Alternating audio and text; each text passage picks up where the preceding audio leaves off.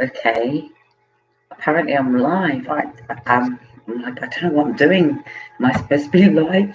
Am I just recording? I don't know. Nevertheless, I'm here and I might as well just talk then, isn't it? I thought I'd have a private conversation with myself and just document how I feel about life or how I feel about business. Juggling life and business. People said that you'd never make it. People said I would never make it. People said I don't know what I'm doing. I mean, the last message I got, and I'd like to read that out, was to say that I wasn't productive. It's another criticism when you're trying to sort of grow.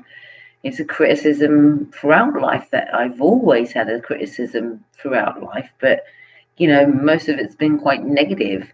So where am I to take positives out of that criticism is I'm still standing, I'm still here, and I'm still doing, and I'm still achieving, and I'm still juggling with my own mental health. So what does that look like? Okay, well, it's a bit less because I am in control of who I am and what I want. I guess it's the boundaries that makes me a bit more in control of my own home, my own life. And I can't actually believe I'm actually gone live into here. I'm sure it was supposed to be on a private setting as well, but hey, what I realized is that life can sometimes beat you down, but it's up to you if you stay down or you get back up. When I deal with people that are suffering with mental health, I deal with people that have a horrific story. Yeah, there's stories that are untold, and watching their life. What do they do with their life? What do they do with their life when they're up against hurdles? And I think half the battle is not having. When you ain't got anyone to speak to, then you are going to be on your own. When you've got no one trying to help you in the same direction that you want to go, then that fight is quite more difficult. I think what I titled this was business. I never thought I'd have my own business. I never thought I would be anything really. My survival has been survival, just that, and it still is survival. I've been up against a system that tries to pull you down and keep you into that oppression, and it's been a tough journey to say no. I deserve a voice in this world. I deserve to be heard, and I deserve to push out the awareness to prevent other people from feeling or going through the things that I went through. So hence we build a business. What is that? A not-for-profit organization. That's right, because it wasn't about money. I was about life, saving life. So what vehicle do you use there? You want to do something. Is it about money? Is it about people's lives? What's the aim? And even though the aim, when people use the word not-for-profit or charities, they think that everything runs on is free, but it's still not free. You can use those words, but it's not free. It costs to keep the internet on. It costs to do flyers. And hold on a minute, I'll show you something. Hold on, I'm still here. It literally cost to have all of these printed out, and then who does that? Who's going to do all of this media for you? Can you spell? Do you know how many times how long it took me just to create a flyer? I struggled for it for weeks and weeks. Enough I wouldn't go to sleep, couldn't put it down. Realised I printed it. Oh yeah, I've done it now. Then it'd be a spelling mistake, and I'm not very good at spelling because my education was affected by trauma. So, and then what's the wording look like? How can you help people? My title, Speaking Out Saves Lives. That's very true. Recover, regain, and rediscover. What is the meaning of that? Well, it's to recover from what you've gone through, but you've got to regain control of what it is and then rediscover another way into the ability of coming to your full potential after trauma. Even during trauma. I started this during my trauma. And I think that's what helped to eliminate and to alleviate some of the suicide ideation that I was feeling. I mean, if you don't know what that word means, feeling suicidal at the time of my trauma. So plunging myself into this and creating a not-for-profit was just like, wow, I've done it. I've done it. I created a platform. I'm going to be able to help people now. I'm going to be able to save their life. I'm going to be able to do something. But here we are. I've helped people with their housing. I've got them homes. I've got their voice heard. I've understood mental health. I've understood their mental health. I've prevented. I've saved.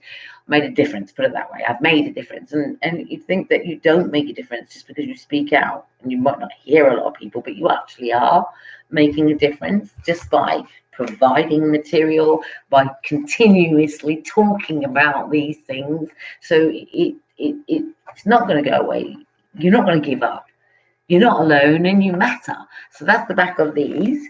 See, don't give up. You're not alone. You matter. Obviously, this is back to front on here. The Mom Project, Mind Over Matter.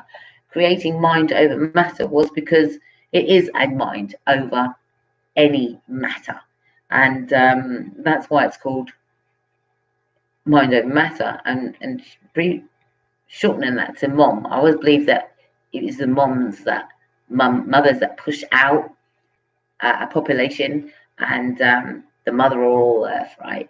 And so therefore that's why the title Mom.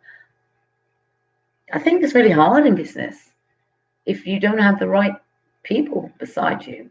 So I have this big project, and I'm going to make it even bigger because I've been collaborating with some wonderful people.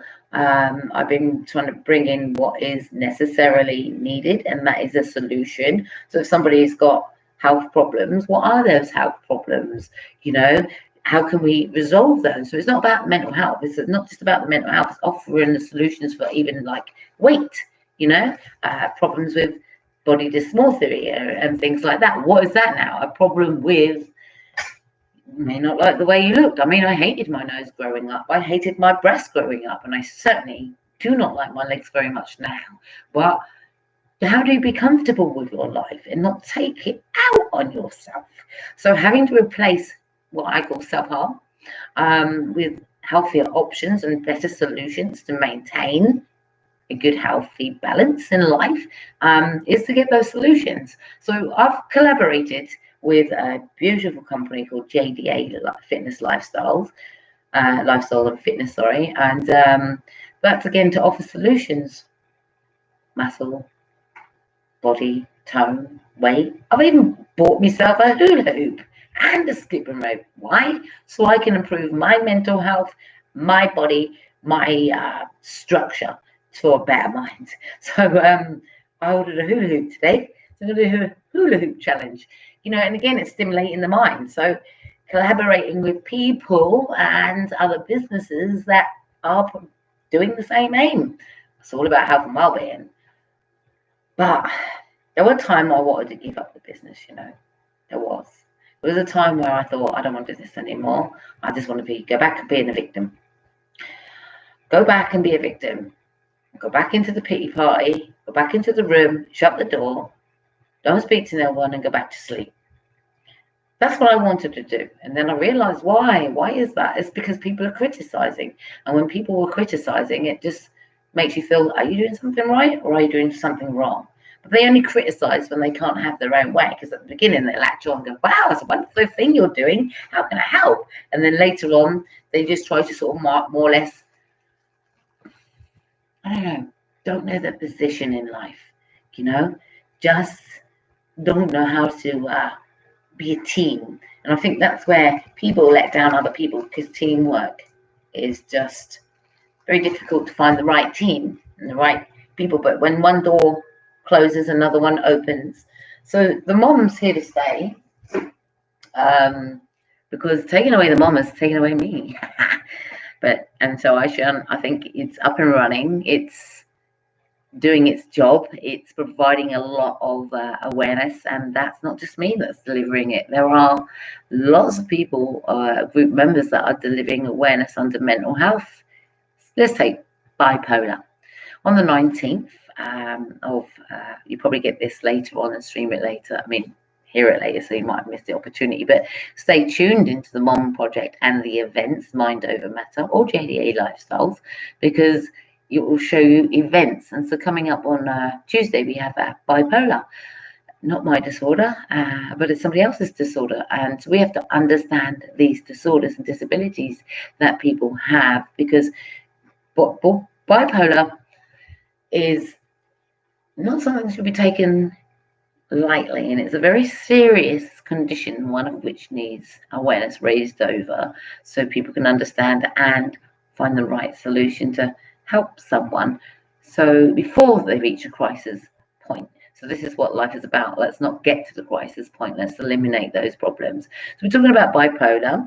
I'm going to come back and talk about EUPD. Now, that versus bipolar, what is the difference between those? What is the difference between BPD, all of those abbreviations that people don't understand what they are, what they mean? Now, it's a form of mental illness, and therefore, at the end of the day, it's what is the triggers that create that illness to the max where you are reaching a crisis point. And it's our remit to trying to reduce those fatalities, raise awareness, and offer those solutions where you can know a little bit more about what you're dealing with or who you're dealing with and understand. But at the same time, is what I do know about mental health is that when you have got those labels, I mean, until you're actually taught about them, is that they don't teach you about those labels. They don't. They just say, hi, you've got EUPD, for instance. What's that? What is that? Emotionally unstable personality disorder? Oh, gosh, that sounds really, really scary now. What is that? Oh, how did you come to that conclusion about that label? So, when you think about those labels, the conclusion that people come to through those labels is pretty much because of trauma. And everybody has their own level of trauma. Everybody has their own coping strategies. And some people really do need some support when it comes to mental health to manage their recovery. And so they don't have flashbacks and psychosis and all of those things. I think with borderline personality disorders and EUPD, it's not really so much the psychosis that you endure, although that it can happen, and that depends on the circumstances. I think for more or less, I haven't had psychosis ever. I have gone numb to the world and gone quiet. I've acted out in different ways. And I guess when in a state of crisis, then the mind shuts down, and so does the vocabulary. So I find it difficult to talk or communicate with people or retain any kind of information during a crisis. But it is what reach, and this is to a lot of other people. How did you get to that crisis? How did you get to that level of feeling unstable? And I guess a lot of it's to do with relationships as well. And you'll find that people with borderline personality disorders or emotionally unstable personality disorders can struggle with relationships. And again, that also goes down to bipolar as well, can struggle with relationships. And warming to people is great normally, but then we look for the interior motive. What do they want? What they after? How are they going to hurt me? So that automatically there's a defense. You want to be liked, you want to be included with someone's life, but the defense comes into it because you listen intently to flags and warning signs.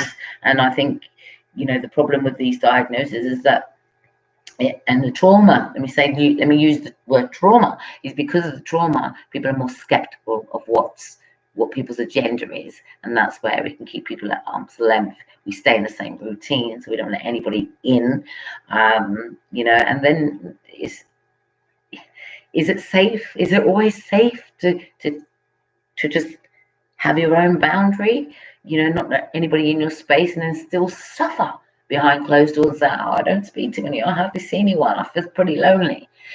And that's the challenge, isn't it? To come out of the comfort zone and speak to people, but not have an expectation.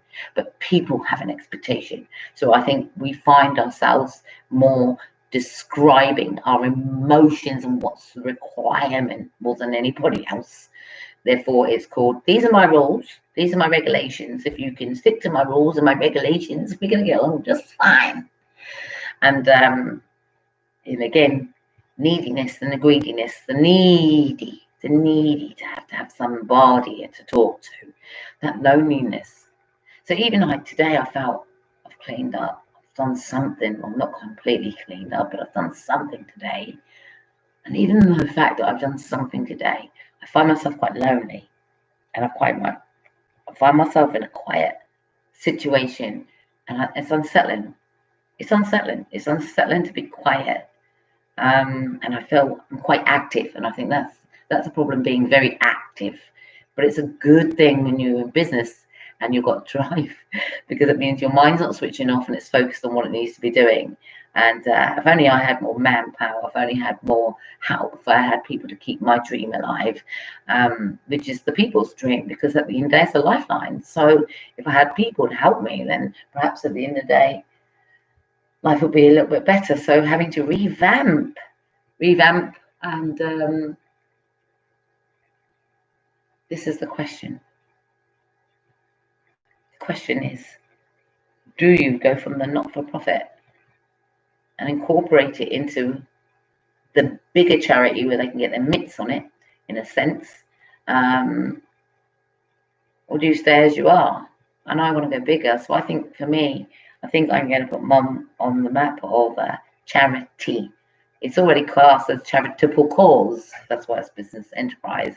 But put Mum on the map as a charity, because when I see other people raising funds for their charity and saying, hey, donate into this and donate into that, and I'm thinking, my God, I haven't even seen you do any work yet. There's donations going in there, and I can't even see any work, but awareness. So for me, at the end of the day, there's a lot of work going on in this project. We're raising awareness, we're bringing vital information. People take prostate cancer. We're bringing awareness on prostate cancer, bring in the experts, and then have a solution at the end of it, what people can do. So we're raising a lot of awareness around disabilities and problems and cancer, dementia, disorders, disabilities, back problems, migraine problems, all of these things that we're doing is raising awareness. And I just think to myself, we're doing a lot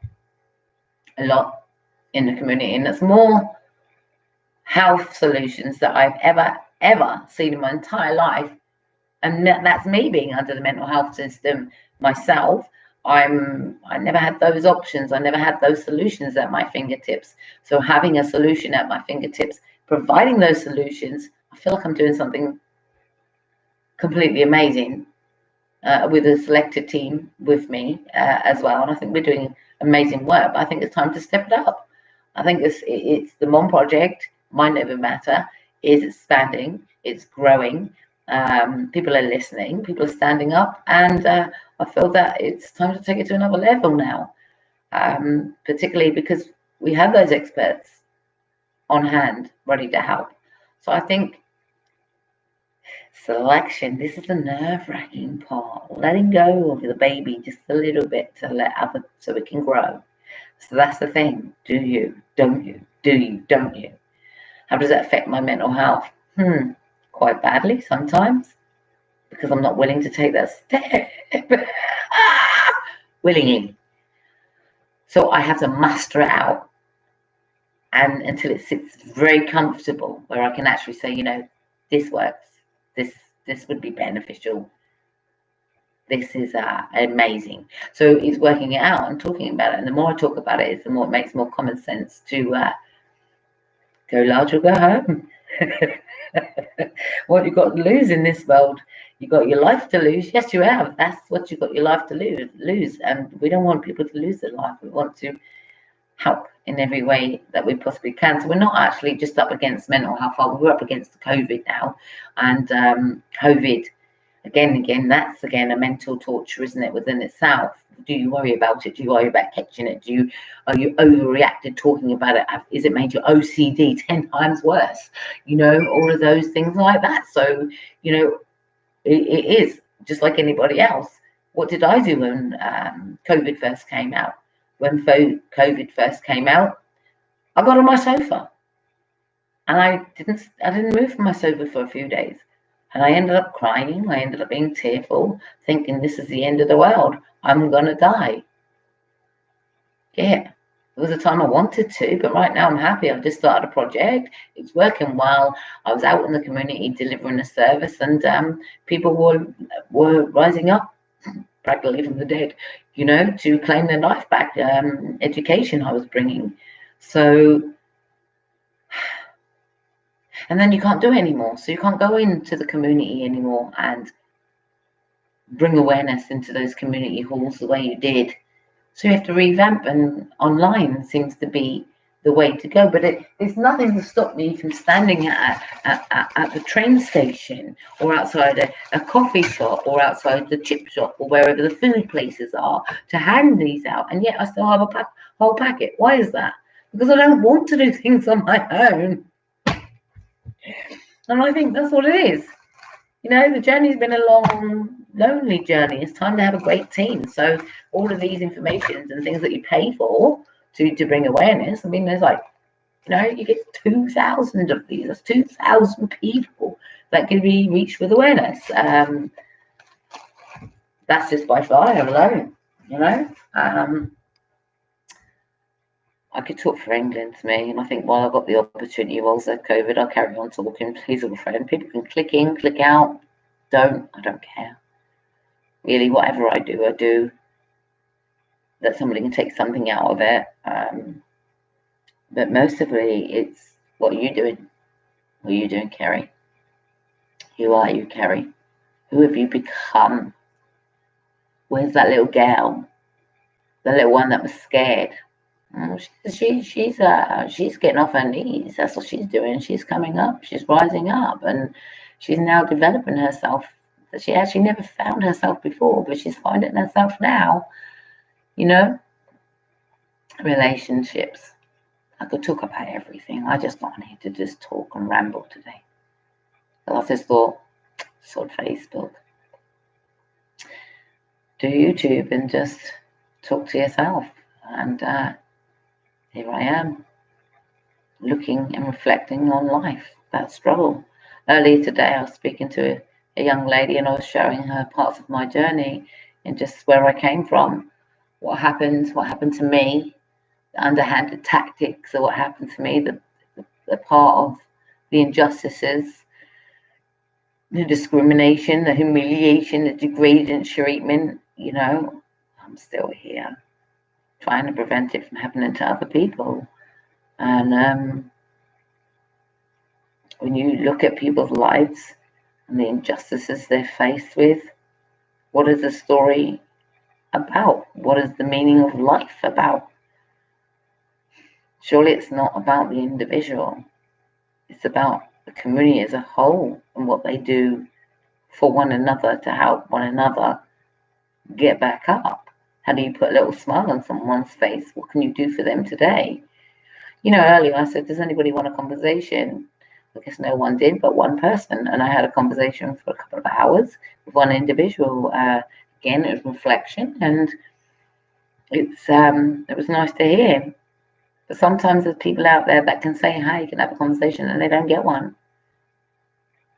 My solution is to find a hobby. My tip or my advice would be to find a hobby, to find an interest, to reach out and try, or to create your own identity and your own vibe, your own creativity, your own business. What is it that you want to do?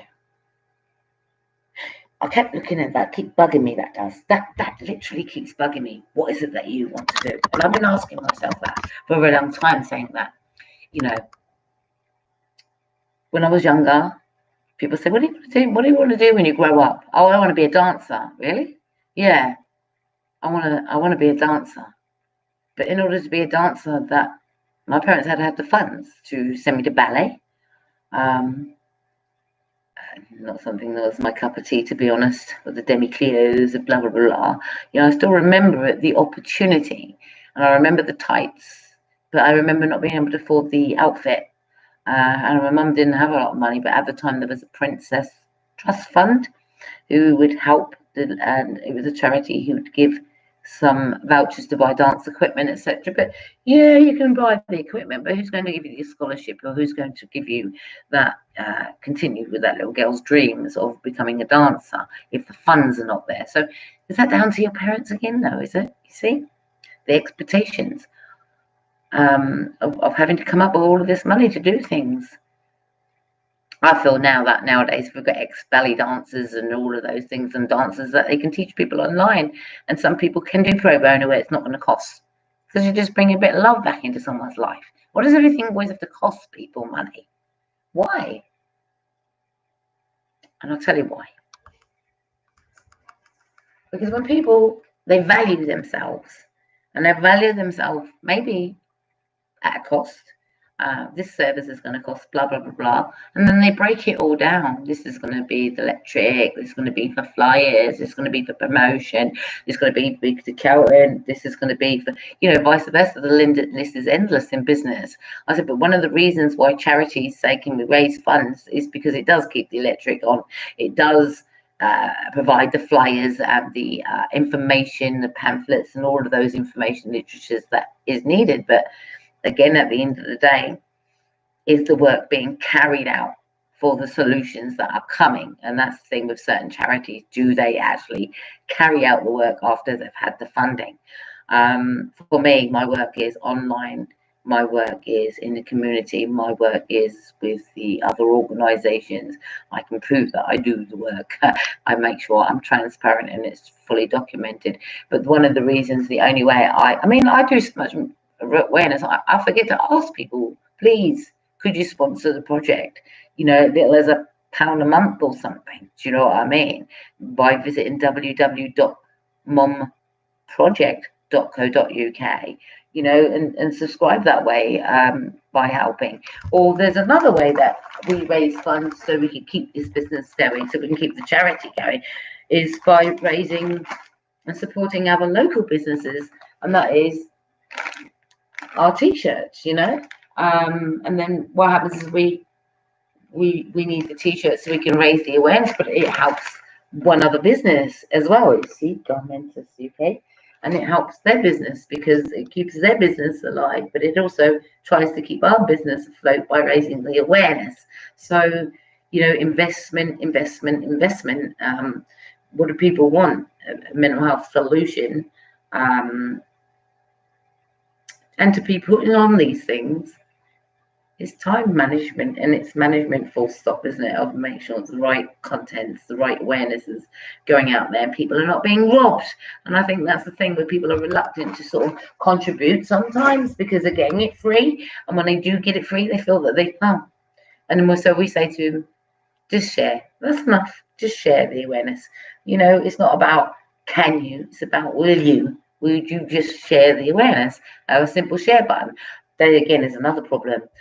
That's another problem when you go live and you project these awareness. Sometimes I deep down think people are racist. I had that in my head saying people are racist. Not going to get rid of that. Although we have to define what racism really is. So then I look, well, how do we define racism? Okay, let's break down discrimination. That's probably the best terminology to look at, discrimination. So then you break down the discrimination, but some of that is that in my mind. Am I paranoid, or is that really happening? And when you ask people to share and they don't do it, I'm not paranoid, and it really is happening, isn't it?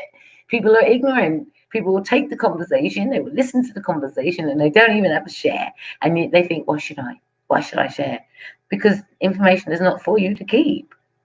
Just like mine, I could just go away, not say nothing, not do anything, not share what I've learned over the years, not to come back with a solution and say, hey, this is the way out, this is the way that's going to help you. I can even help you set up a business. If people don't share the awareness, then all of that knowledge, it just stays within that one person. It's just a waste of that knowledge, waste of expertise, a waste of experience. And it's just wasted on the one person that's listening to it and doesn't want to go and share it anywhere else. And those are the little bits that bother me about ignorance and selfishness. And I'll be honest, that's what actually bothers me. It bothers me that some people can bring their life to the table to save a life, and the person that's receiving the information will just go, switch off now. It's rubbish, because knowledge is knowledge. And if we said to you, oh, X Factor's on, you'd probably watch X Factor and listen to the music. Hey, is that beneficial? Yes, the music is very therapeutic and beneficial. And yes, you probably wish you could sing like them, and probably get the courage to one day try to appear on the show, etc. But if people didn't share that awareness with you, if they didn't provide that platform, if they didn't provide that tele-broadcast of information of what you could do to better your life, then nobody would be none the wiser, would they? And therefore, at the end of the day, it'd be a wasted conversation. So, containing the information and keeping it to yourself, it can't be done.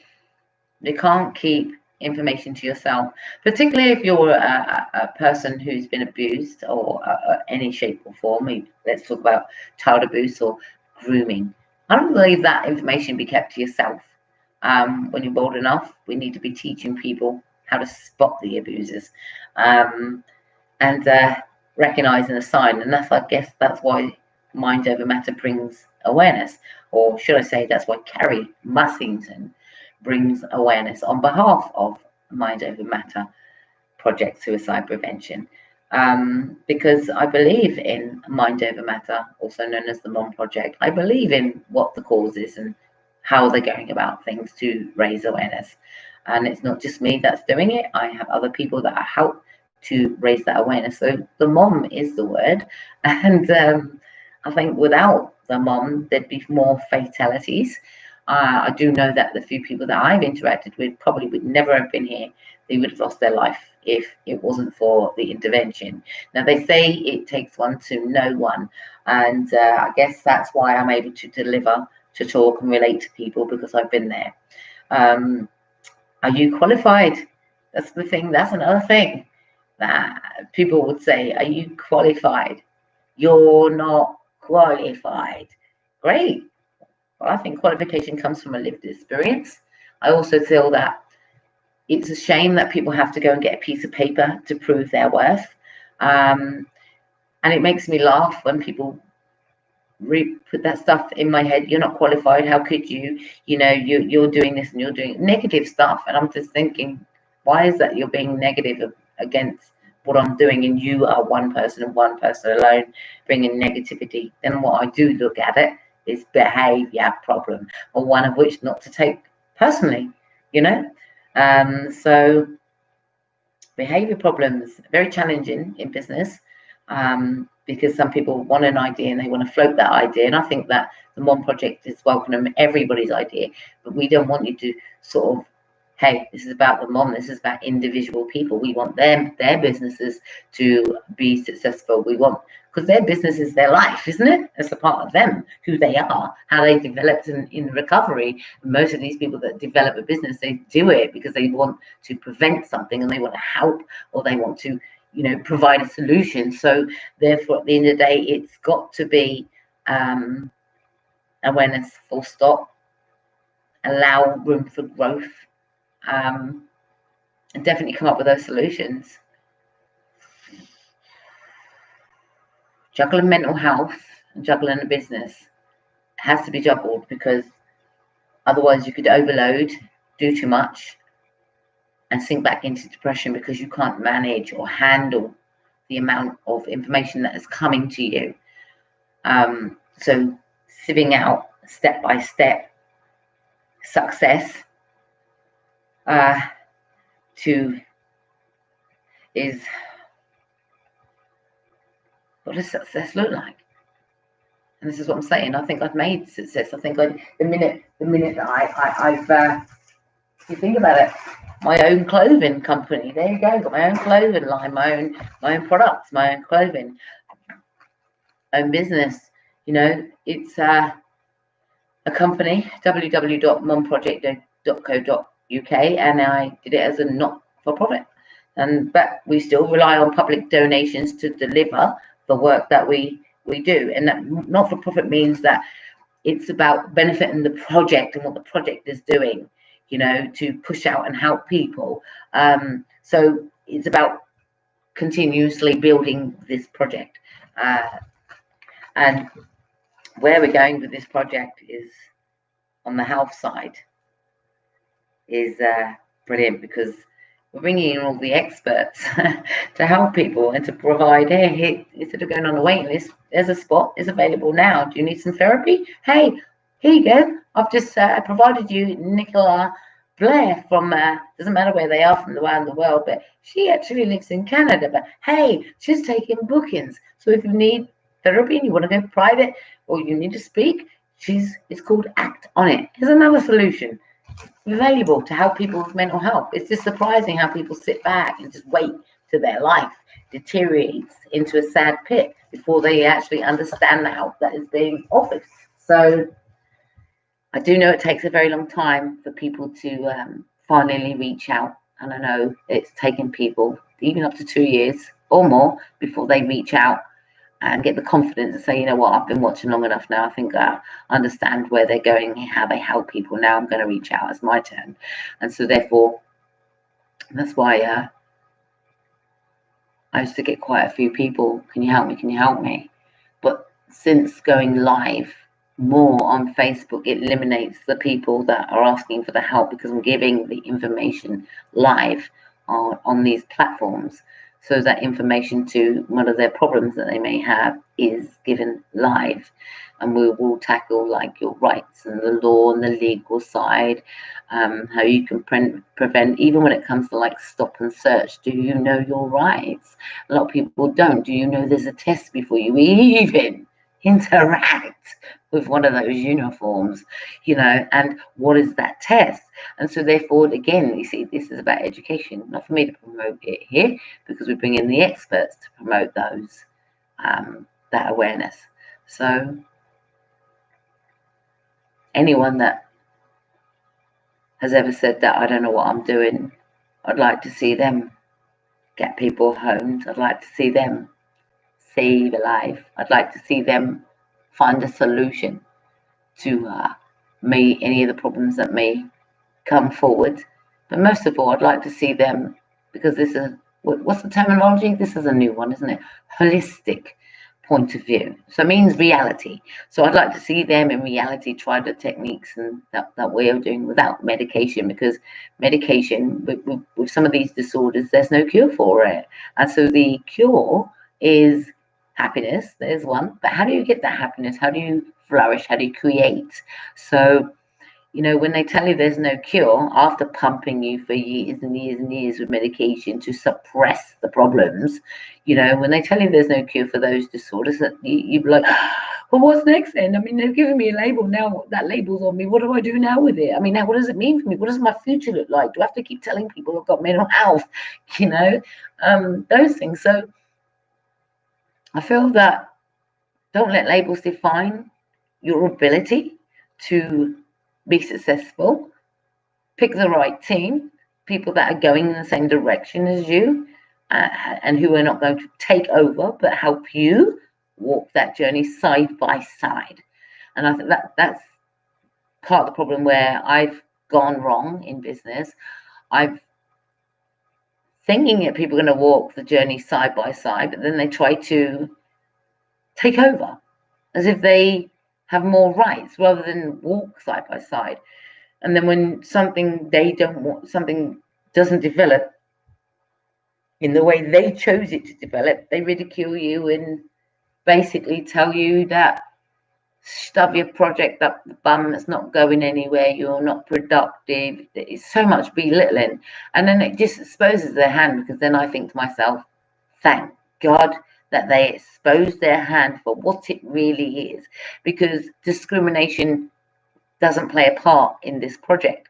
Humiliation and degrading treatment does not play a part in this project, and naming and shaming doesn't play a part in this project, because we're against all of that. So when I actually see that these people that I was going to offer a position to actually starts to do everything that we're against, I'm so grateful I didn't write them up in a contract. I'm so grateful of putting these people on a probationary period, and that is actually some people that actually have mental health themselves. So I try not to discriminate and allow people that have disabilities to do something productive and feel that they're being a part of something. So it's called integration. But sometimes sometimes some people don't want to take direction. They want to take off, and I think that's half the problem, isn't it? Taking off with somebody else's idea, and that's how people's idea can be stolen, and ideas can be stolen. But I always say that the idea, especially with mind over matter, you can't steal it. You can't steal it. Nobody knows how I wanted the project to be run, apart from what is scripted in into the guidelines. This is what the project is about. This is our aims. This is what we're doing, and this is what we won't tolerate. And if anybody breaks that, what we won't tolerate, then they can't be a part of the team unless they've had that education. Hey, could you please try and be mindful of this, blah, blah, blah, blah. Maybe you didn't notice that you're doing this, but this is what's happening.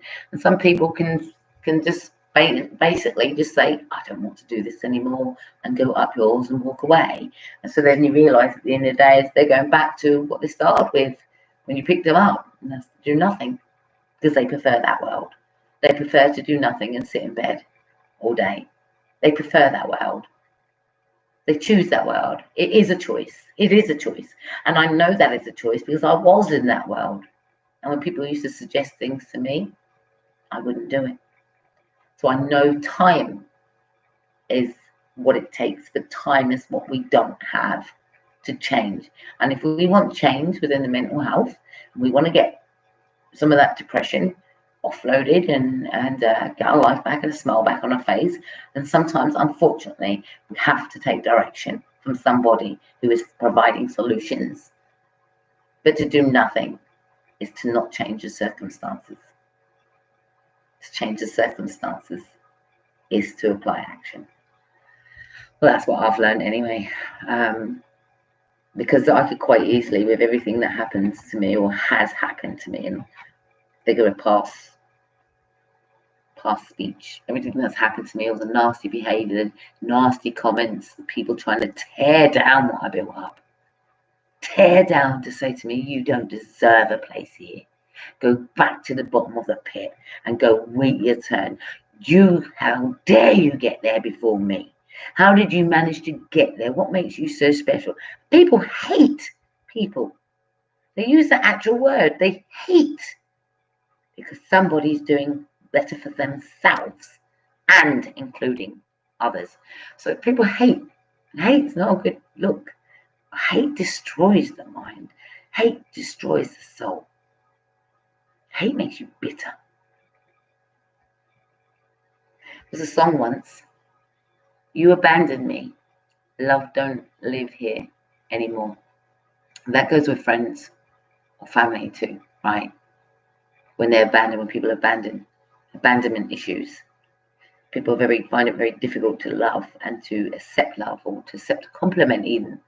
You know, a compliment. It's hard to accept a compliment, isn't it? But you should embrace compliments because giving yourself a pep talk on the back of what somebody else has said, hey, you look beautiful, you look wonderful, oh, I'm proud of you, you're amazing, and all of those things is encouragement. It keeps people going. And sometimes when they do switch down, just that little niggly voice in the head would be like, remember what she said. And then you fight with, yeah, she said it, everybody else is saying it. You have a little battle with your mind, a little battle in your mind to accept something good. I think that's what I had to do, is accept all the bad that's ever happened to me and know that it is there. What's happened to me was for my own good. And you might not think it. You think sexual abuse, child abuse, domestic violence was for my own good. No, I don't think anybody should be in that, but I wouldn't have a story to tell. I wouldn't have a way out. I wouldn't be able to deliver what I'm delivering today if I did not go through what I went through. If I did not go through that storm, then I wouldn't be able to deliver what I'm delivering. If I hadn't been homeless, if I hadn't had child abuse, if I hadn't had domestic violence, if I hadn't had fraud, if I hadn't had deep protection, I mean, the list is endless. What's happened to me? If if I hadn't had any of that, I wouldn't have been able to sort of hear people's story or understand. And I think that's the key, isn't it? We need to understand. So go home. This is my motto: go large or go home. Go large or go home. Go large or go home. I like the concept of going large or go home, but just last night I was just like, I'm tired. I need somebody else to help here. This is too much for somebody. Some say it's too much for somebody that has mental health and is running a business. But you know what? I'm doing it. But I can slow it down for my part and just schedule out my days a little bit better and be more organized to manage this better. So I'm not overloaded and overwhelmed with what's happening here. We did a live not long ago, last week, and out of that live, we had feedback with one of the people that had gone live. Their parent, that's all I'm going to say. We got in contact with them off the back of that live, and it was just amazing to hear the rewarding conversation that encouraged their loved one to embrace the fact that they brought awareness to the world, and their parent was very proud of them. So I think that, again, you see, providing platforms for people to raise awareness under problems like it is beautiful. I'm on other groups, but being on other groups, I'm not interacting with any of the admin or the moderators. I'm not being included or invited into any of their if they have anything on. I don't see anything. I just see a group, and it's always just advertised. People post in there, but there's not really you have the odd people that interact with those posts, but I don't have any meetings with any of those moderators. Or I think that's the problem, isn't it? People run groups, but where are they? They're running a group. They must be running a social enterprise, because that's what it is online. And what are they doing? They could turn that into a charity. They could. The trouble is that people that created the idea don't know how to do it. Hey, want that advice? I can help you with that. And what vehicle to choose. That will be your choice. I learned that on a social enterprise business supported. The Mom Project is sponsored by Lloyds Bank and I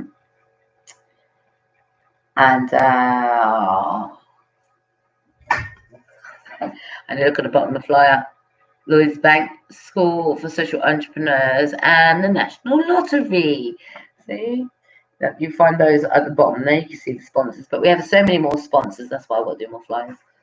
And sponsorship means that they support the idea of what I'm doing. I did have an investment into what I was doing, and that's what I started the project on, and got what I needed to start the project. So I love what I'm doing. Shame I didn't have a big office. That's where my gut backs. I am in my office. But I wanted a walk-in office. I wanted people to be able to come into an outreach. That was up, ready, and workshops were waiting for me to deliver those workshops to men and to women. And an outreach was supported by ICR FM 105.70. They were going to sponsor what the mom does, and they still will, they still do. And we were going to supply a drop-in centre and a walk-in centre, so to help the vulnerable, those people that needed some help. And then lockdown came. So having to do it from home to supply, just like the school teachers, really, they're teaching and educating online, aren't they? That's what we're doing. We're educating and talking online to help in any way we can. So in business, there has been a lot of discrimination, underhanded tactics from maybe other organizations that know that they should be working with you, but decide to ridicule you in their own rights and ignore the fact that you are here But you can't watch other people. You have to stay focused on what you're doing, no matter what the disappointments are. If somebody's not on board, your ideas, whatever, hey, they ain't meant to be there, then are they? So everybody has their own dream, everybody has their own direction. So that's the problem. We have to split ourselves to helping people with their achievements. We have to split our time. So we can only give as much time as we can, right? Little and often to somebody else other than ourselves. Little and often to somebody else other than ourselves. I think I do a lot of that. Little and often to somebody else. Well, I'm glad I had the conversation with myself. I don't know who's watching, but it doesn't matter. The thing is, I needed to talk and I needed to say what I was thinking, because I love supporting other people's businesses, their dreams, their ideas, and try to keep them alive. I know how important it is.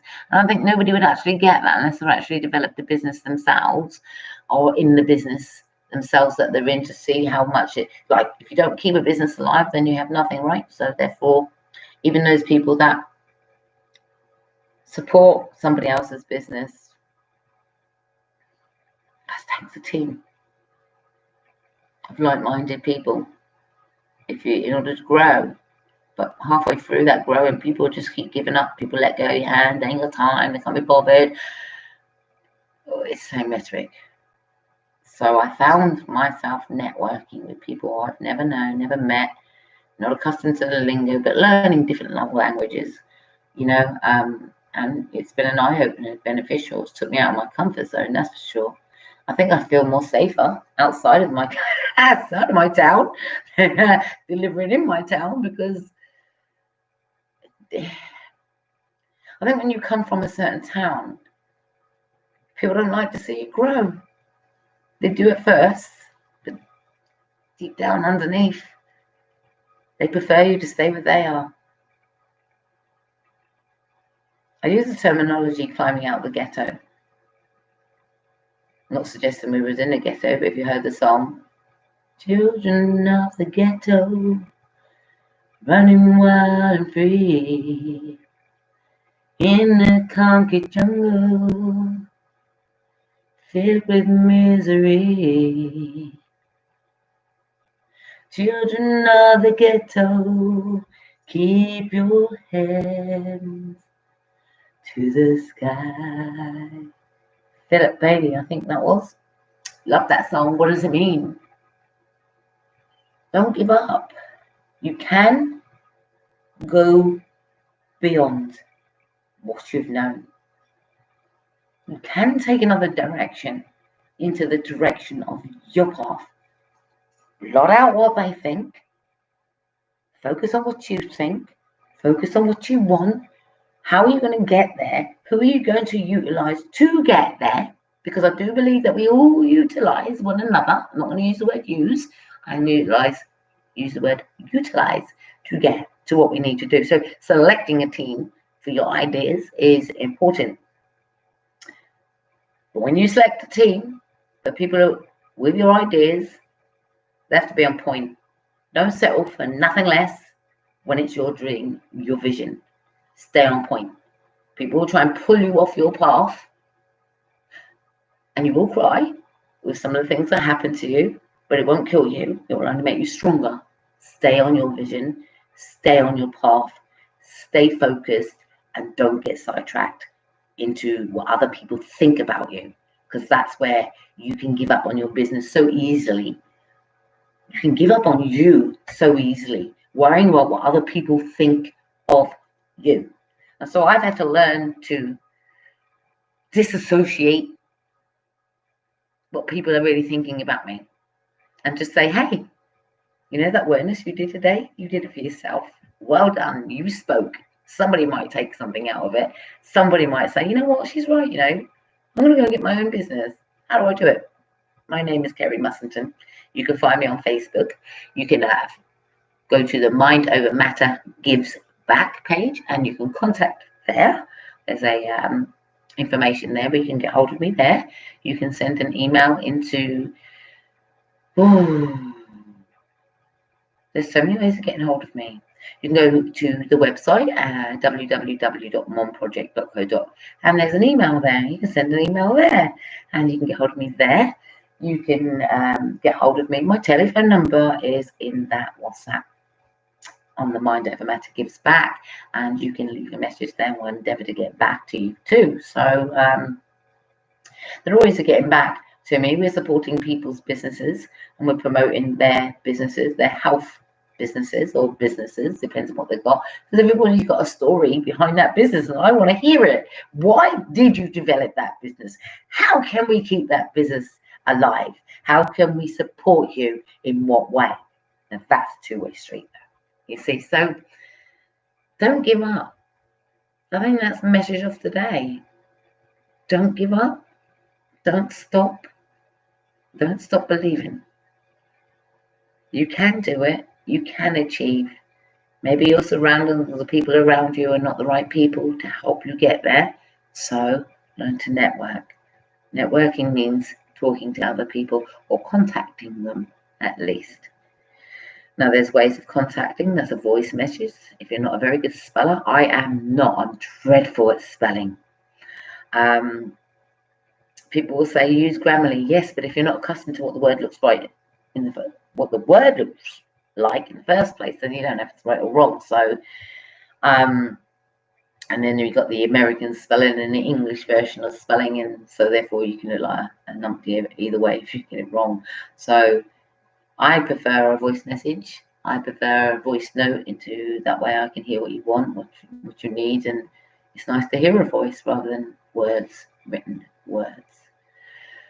It's nice to see written words of compliments and encouragement because they stick with you. I think negativity sticks with you more than the positive. You've got the positive, but the negative can really have an impact and leave scar tissue. So it's great to replace with positivity, positive words and positive inputs throughout the life to overcome those traumatic experiences. So stay on the right path. Don't be discouraged. Know that if anything that happens, something great is around the corner. Give yourself time and patience to get there. And don't give up. Don't give up. We're trying to break the cycle here. End the depression. Replace the depression with positivity and solutions. So don't give up. Stay encouraged. You know, like I say, I've got 3 minutes left, I thought. I got, like I say, from being a survivor, it is important for me to teach people to recognize behavior problems and how they can replace and communicate effectively and more better, because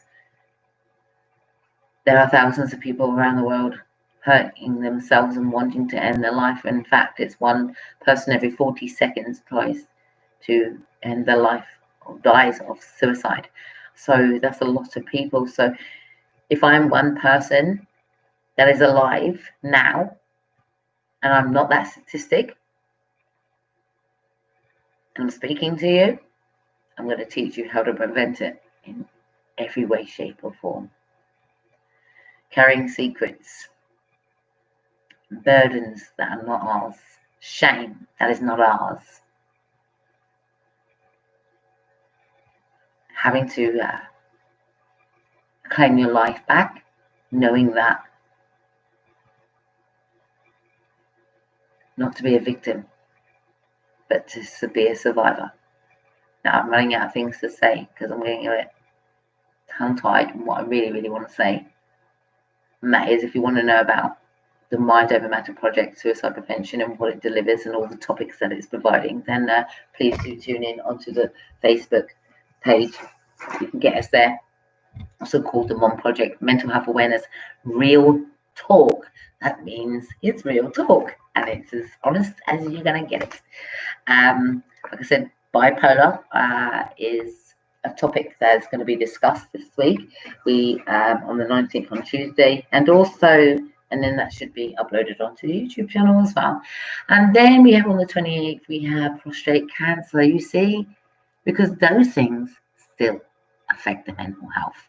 So the prevention is prevention around life and all shades of things that happen to us, like even cancer. You know, are you experienced with cancer? Have you had cancer?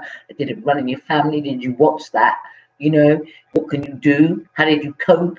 We need that information to give to the people so it gives them hope to not give up when they hear that word, you know? Yeah. So take care of yourself, and that's the thing. Don't give up. Stay encouraged and encourage others, and don't forget to share the awareness.